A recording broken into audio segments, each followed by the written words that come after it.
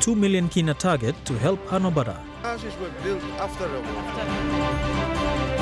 Papua New Guineans encouraged to travel. Just go see the world, it'll change your life. And Kulang explains Simbu fighting.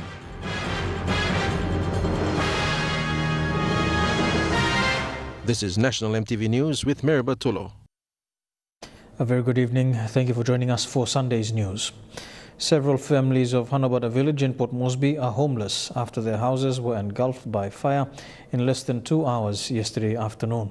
But while the homes can be rebuilt, the families are mourning the loss of their cultural history, and that is their homes, built by their forefathers during the colonial era. A committee has been set up to fundraise to rebuild the homes.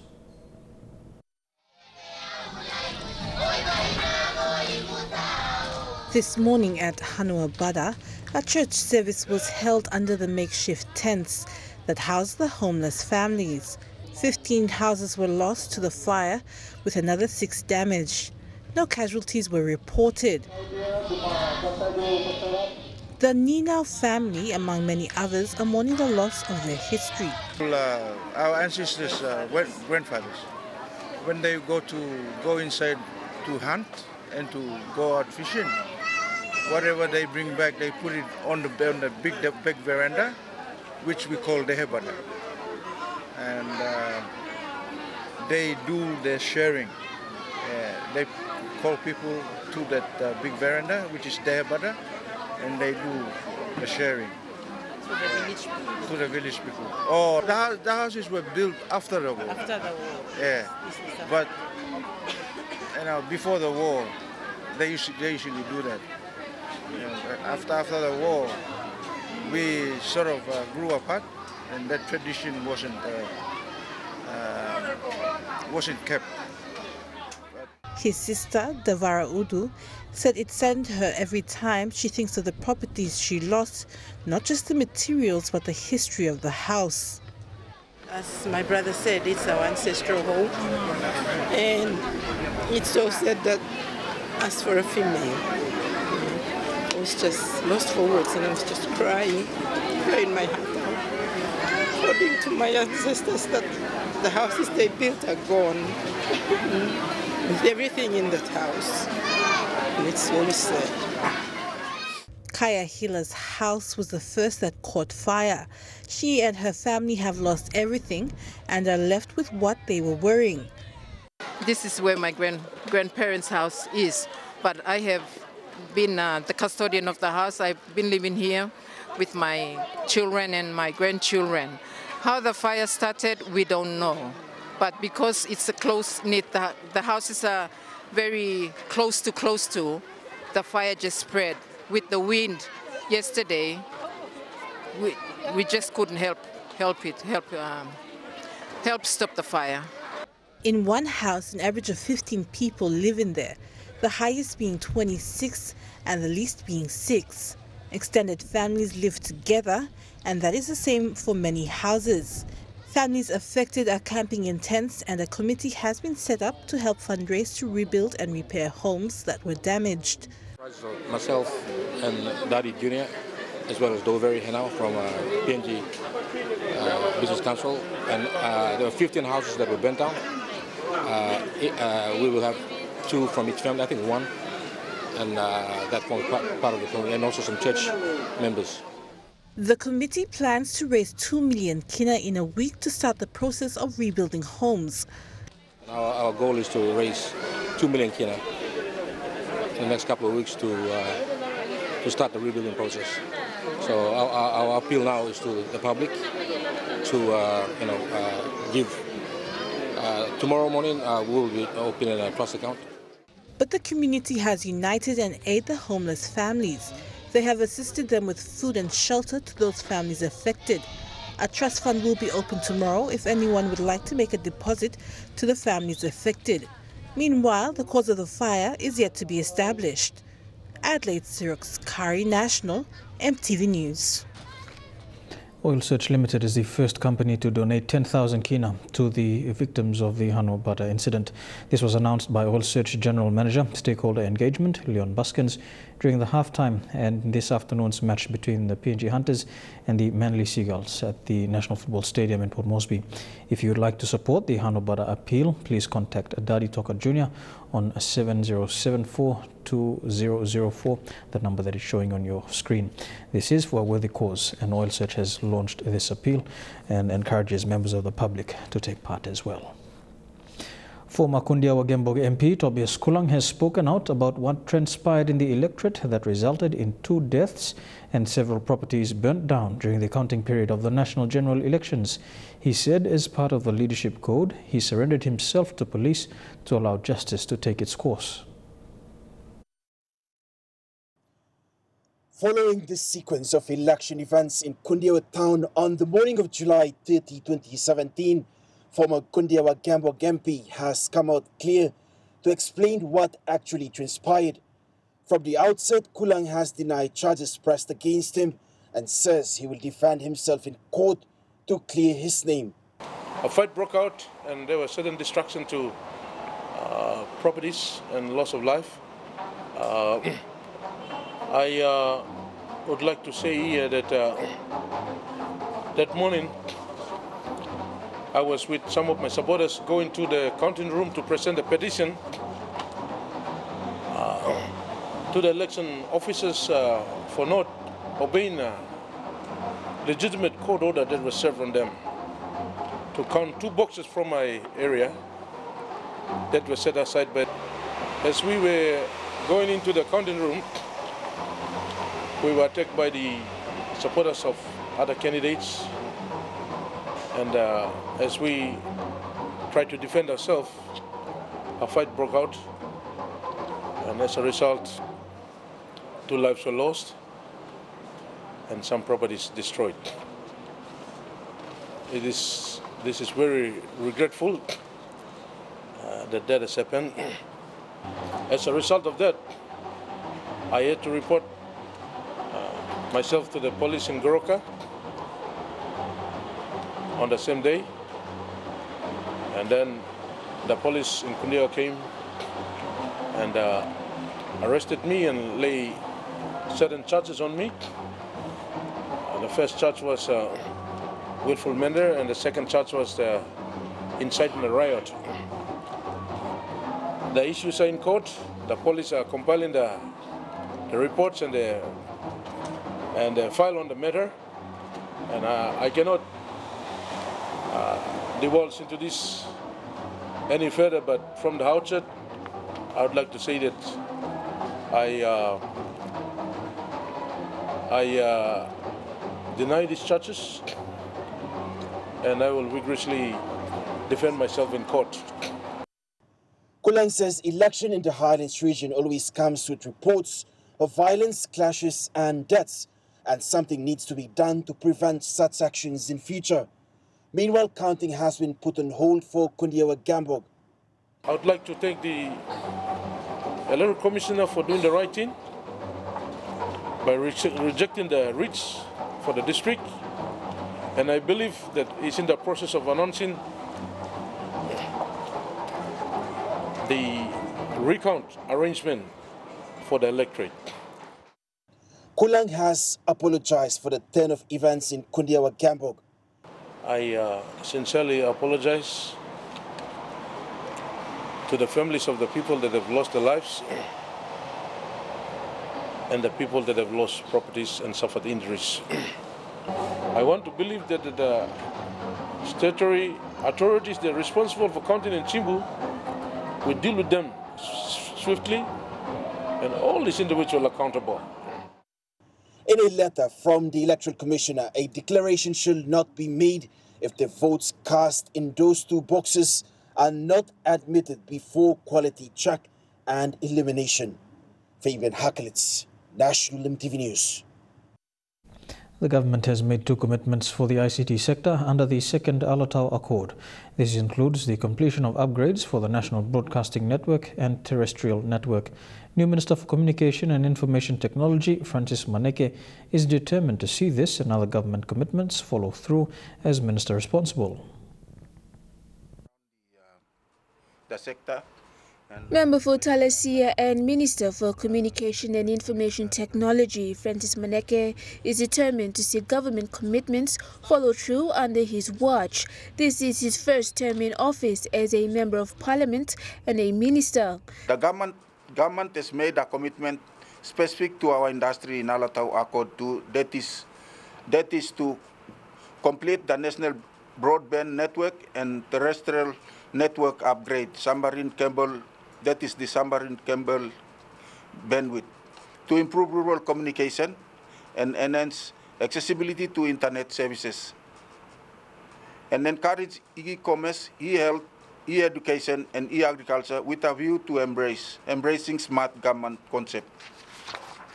I challenge each and every one of us to strive in the next 5 years to make a difference for the better. Some of his priorities for the coming months is a review of all 2012 NEC decisions, a stocktake of assets, the appointment of NICTA board chairman, and preparation and submission for the 2018 budget.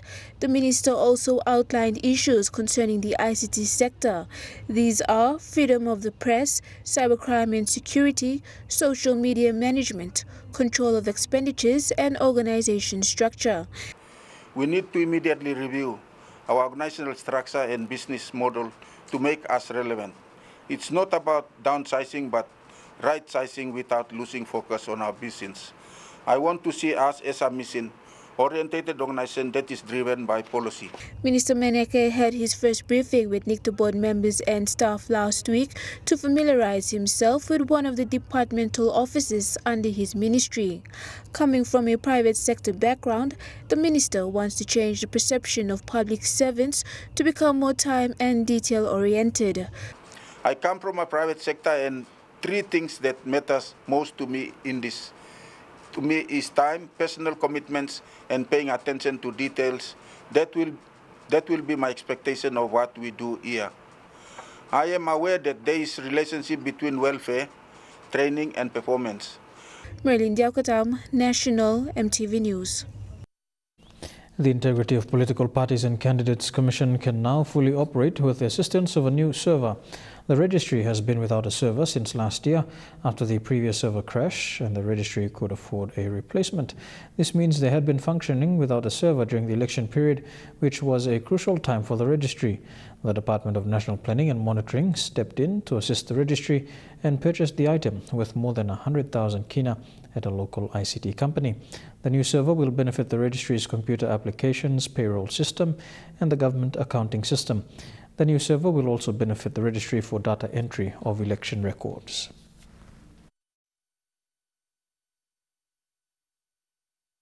And this is something that has really affected the performance and the work of the registry since early 2016.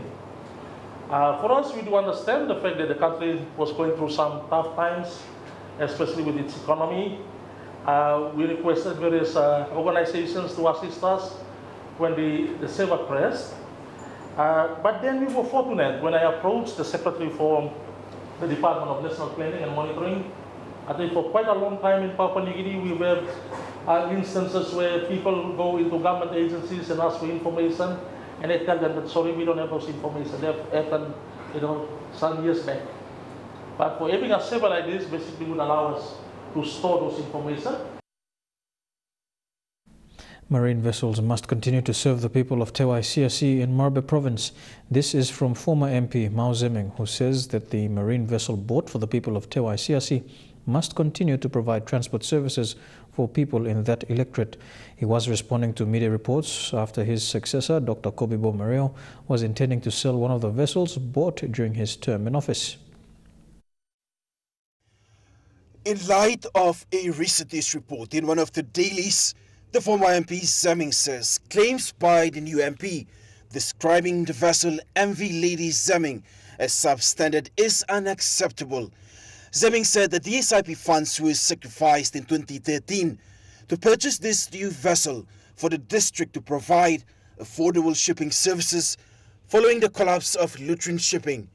And it was a seaworthy vessel certified by the National Maritime Safety Authority to operate in the waters of CRC and Finchafen and PNG. It services most areas, especially schools and health centers, and without this intervention, the islanders would have been greatly affected. Seming says politics is politics and should not at any time discontinue vital services like shipping, which people depend on. He also welcomed the promise of an independent audit into the district administration funds. Fabian Hakelitz, National EMTV News. You're watching National EMTV News. When we come back, Papua New Guineans urged to travel overseas and media and tourism to promote PNG. Stay tuned.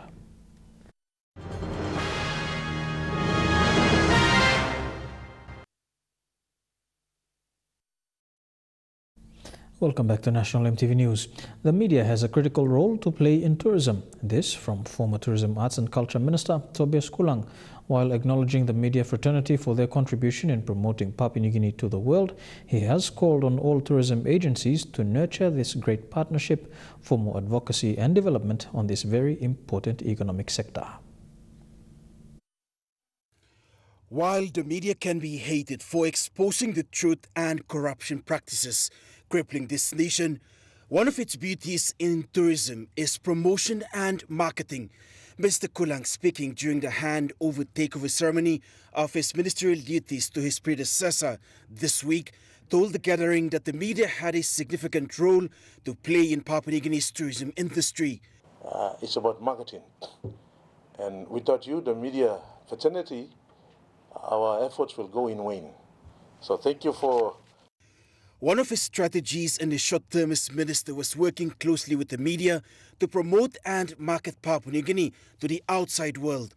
I would like to say special thanks for partnering with us, especially me during the short time I've been the minister, for me to be able to tell the story about TPA to the nation through you, the media.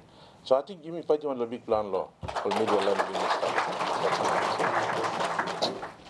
It's tourism that defines Papua New Guinea, and Kulang says the government must continue to work with the media to expose the beauty of this wonderful and blessed country to the world.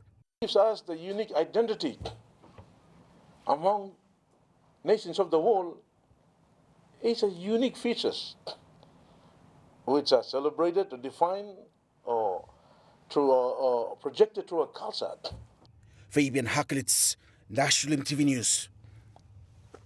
For a lot of Papua New Guineans, traveling the world is something one can only dream about. For many, it seems out of their reach. But two friends prove it can be done if you really want it and plan ahead for it.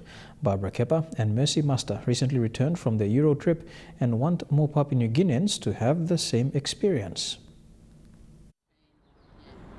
Barbara and Mercy are not only good friends, they are great traveling companions.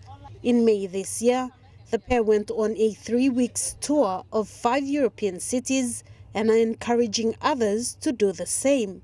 I think for me, I really enjoyed especially trying different things like the food and just being with people who speak different languages. And yeah, all of that is like, it just goes to show the richness of the world that we live in. And yeah, that for me was what I took back. It's just enriching and it just changes your life. And I really want to encourage like PNG women, PNG girls, those in high school now, it's something you need to think about now so you can work towards it.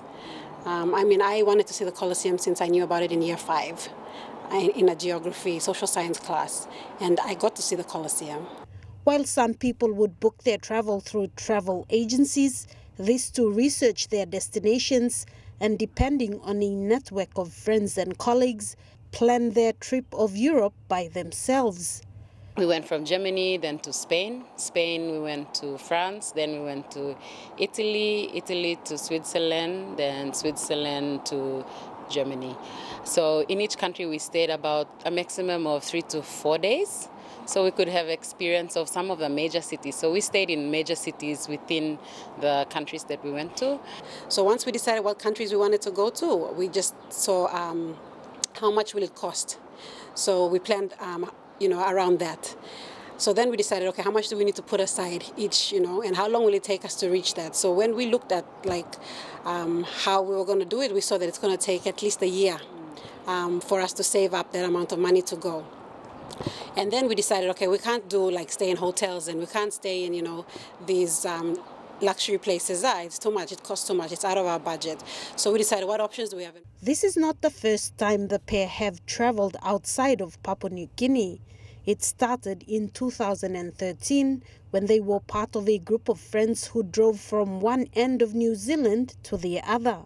We had so much fun on the road trip. There were 7 of us from PNG who went. So we drove from Auckland to Wellington and back to Auckland, and then we came back through Australia to Papua New Guinea. Then in 2015, they traveled through the United States.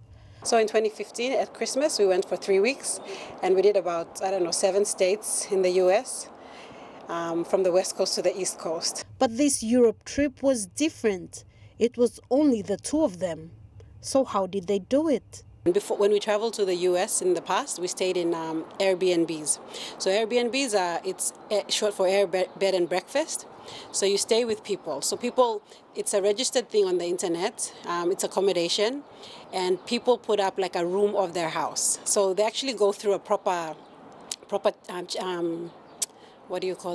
screening process, and people pay to be on that website.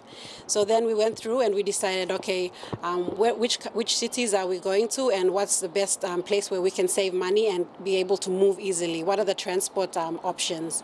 So that's one of the ways we did it. And Airbnb, like the accommodation per night, can be as low as $20. $20 to $50 to $70. It really depends, and whether it's close to the major cities or not. So we decided if we wanted to pay a little bit more in transport, then we could stay outside and go in. But if we really wanted to just be in the city, then we'll pay that extra just to be in the city, so we can easily move around to see most of the sites. We were fortunate that we had friends in Germany and we had friends in Paris. So we were able to stay in 2 countries without any accommodation costs. So that's one way we did it. It's always good to network and make friends and know people who live in there. So for me, I work with the U.S. Embassy, and some of my colleagues who now live in Paris, offered that we could stay with them. In Germany, we stayed with some of Messi's friends from church, the German missionaries.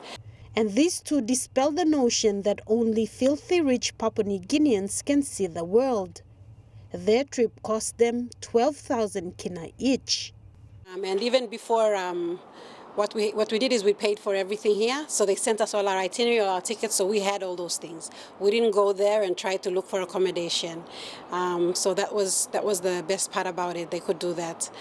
And then we actually traveled via train most of Europe. With it is like with bigger expenses like the tickets and the Eurail passes, which is the train tickets, we paid in advance. And then other things like accommodation, we paid as we went in the leading up to the 6 months before we left. So we made sure that we had a target month for when we should pay for all our accommodation. We had a target month for when we should pay for our bus tickets. And they hope that their story will encourage more Papua New Guineans to see the world. To life. And I think people need to get out of the mindset that it can't be done, because it can be done. And you don't have to be, filthy rich to do it. You just have to want to do it. It's not everybody's cup of tea, but for those who would love to, my encouragement is just go for it. Don't limit yourself. There's information out there, and Barbara and I are happy to help anyone who wants to travel. And just, the internet and the social media, and, there's all this information that you can explore to help you plan to go. So yeah, my encouragement is just go see the world. It'll change your life. Sarah Aupong, National EMTV News. In news just in Morba, Governor Ginson Saunu will form a working committee to address the flood disaster issue at the Huon Gulf's Gabensis village.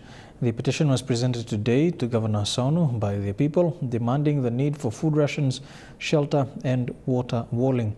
Governor Saunu, in response, says to do this, his best to meet the demands in the petition.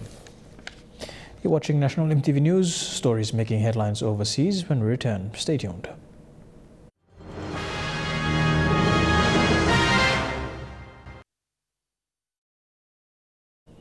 Welcome back to the news. Turning overseas now, Sierra Leone is facing a potential health crisis since the search for hundreds of people continues after the deadly floods and mudslides. More than 460 people are confirmed dead, many already buried in mass graves. The journey for those killed in Sierra Leone's mudslide ends here, at Waterloo Cemetery, a graveyard created for Ebola victims. More than 450 victims of the natural disaster have been buried, according to a government minister. That new figure includes those killed by flash floods in nearby provinces, and there are hundreds still missing. The risk of disease in this long-suffering country is real, and so the dead had to be buried quickly. Cholera, typhoid, malaria, Ebola, all have stalked this city.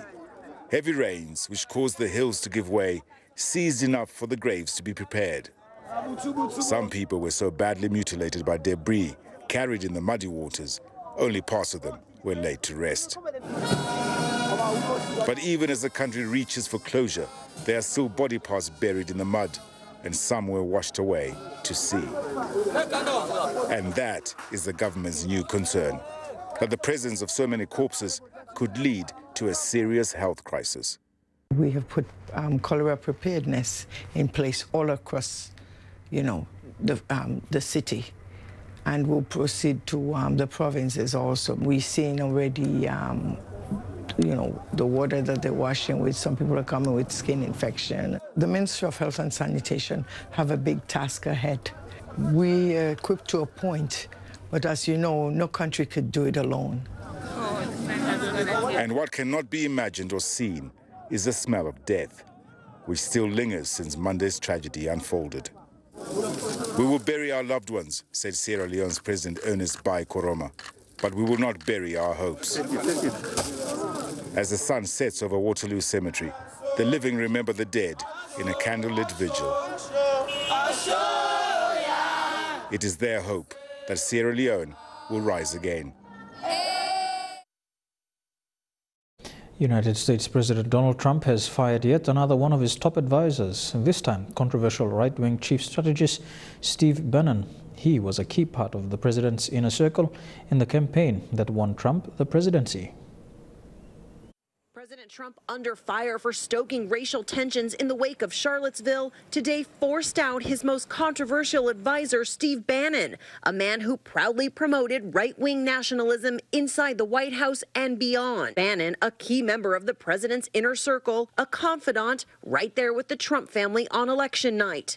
He left his job as editor of the right-wing Breitbart News, hoping to save the campaign in free fall. As the president's chief strategist, his nationalist agenda displayed in his West Wing office. He seemed to have so much power, Time magazine called him the great manipulator.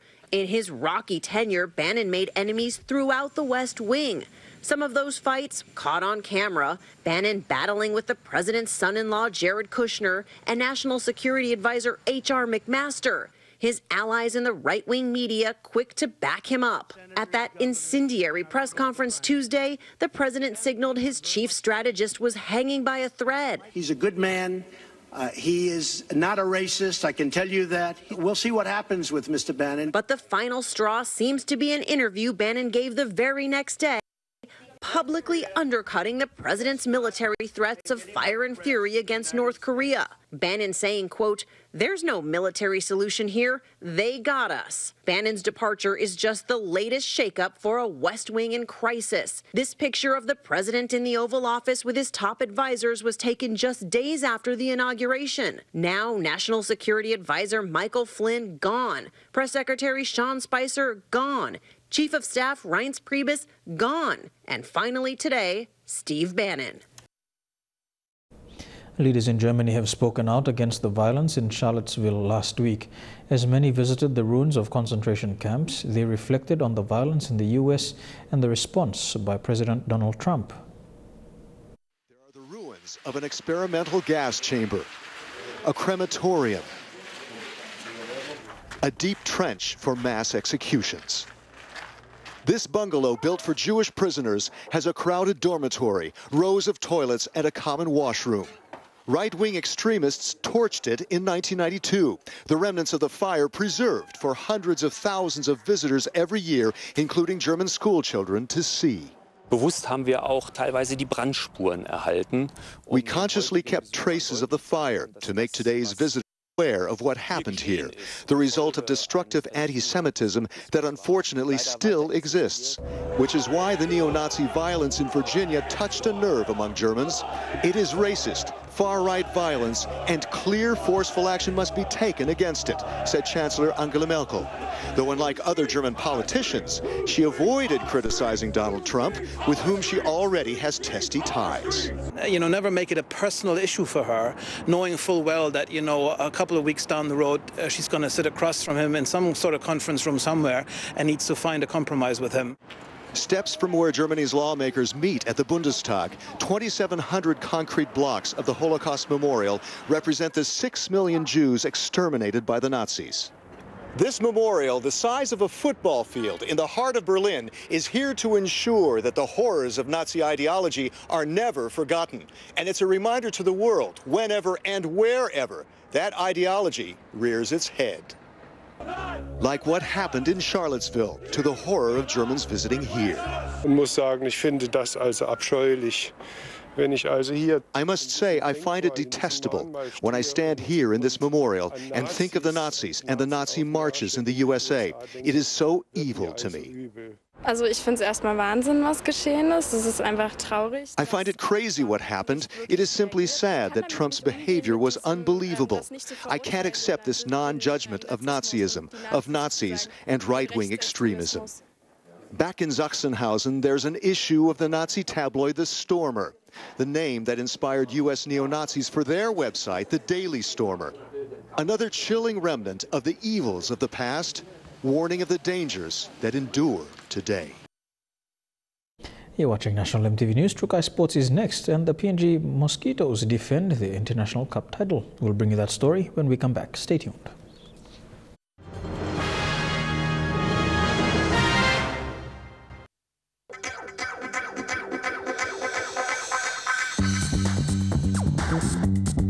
Trukai Sports.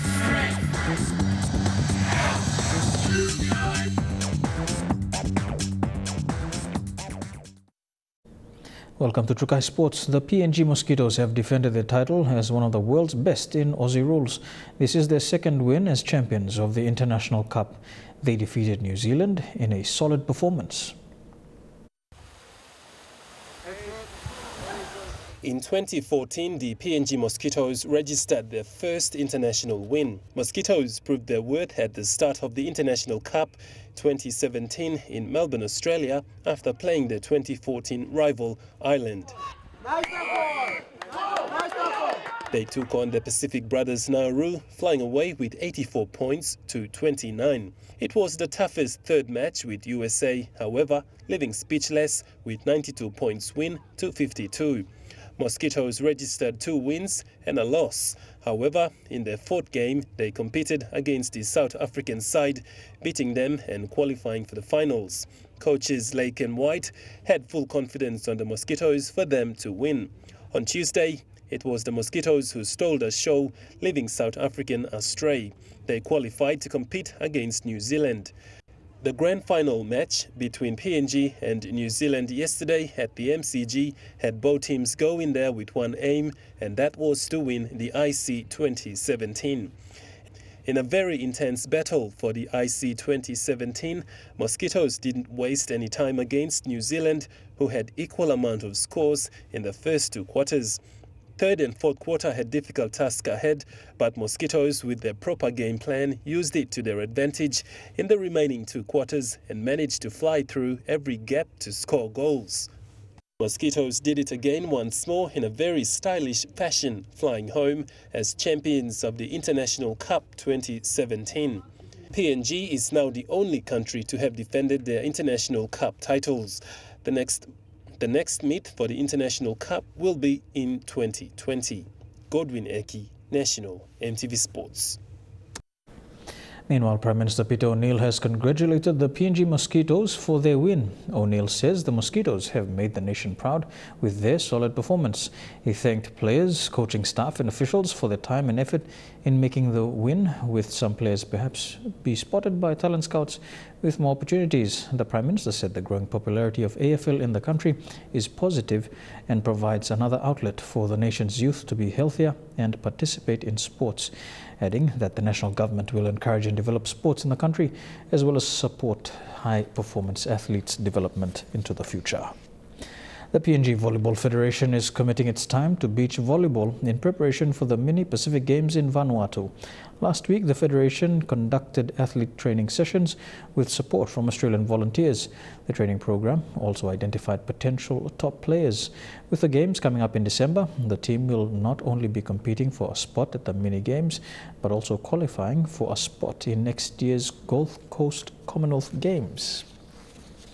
And we'll have some more sporting updates in Trukai Sports after these messages. Stay tuned.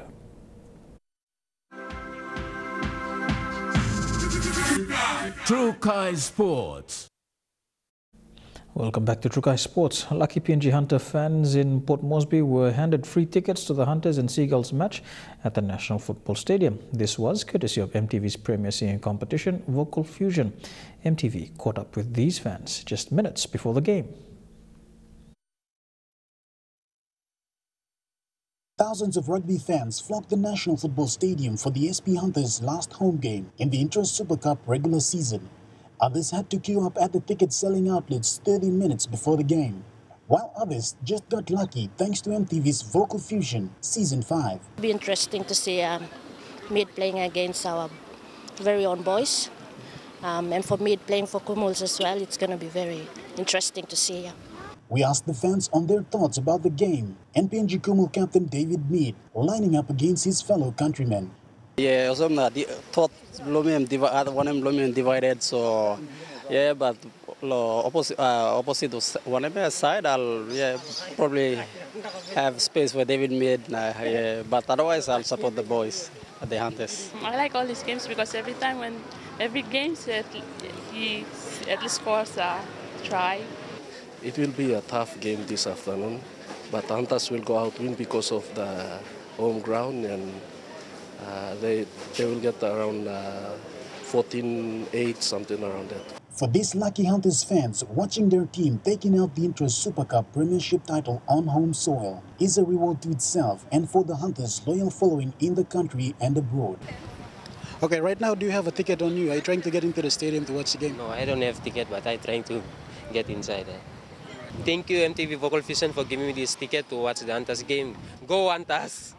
Well, talk about rugby following here in Papua New Guinea. These 5 lucky winners have become part of a large fan base of Hunters here in the nation's capital and have got a chance to witness one of the most important games of the Hunters Interest Super Cup season 2017. Shane Saroya, National, MTV Sports.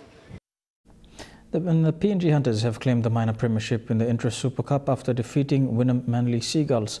The Hunters scored 5 tries with 1 unconverted to seal a 28-22-point win at the National Football Stadium. This afternoon's match was the last home match for PNG's Premier Rugby League side, and this is the first time they hold top spot at the end of the regular season.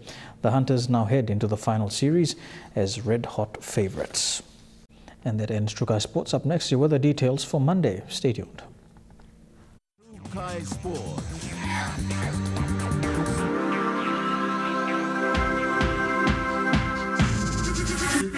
Trukai Sports. The weather details are proudly brought to you by Dulux Weather Shield. Worth doing with Dulux.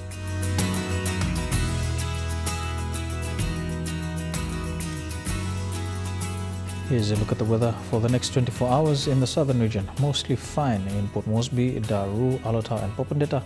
Fine weather as well in Kerama. To the Momasa region, some showers expected in Ley, Wau and Madang. Rain and showers in Wieback, thundery showers in Vanimo.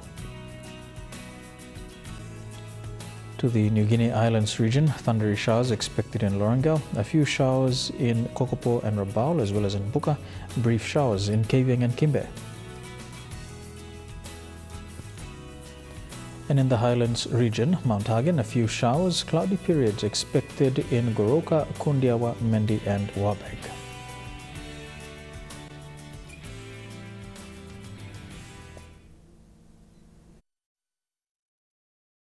The weather details are proudly brought to you by Dulux Weather Shield. Worth doing with Dulux.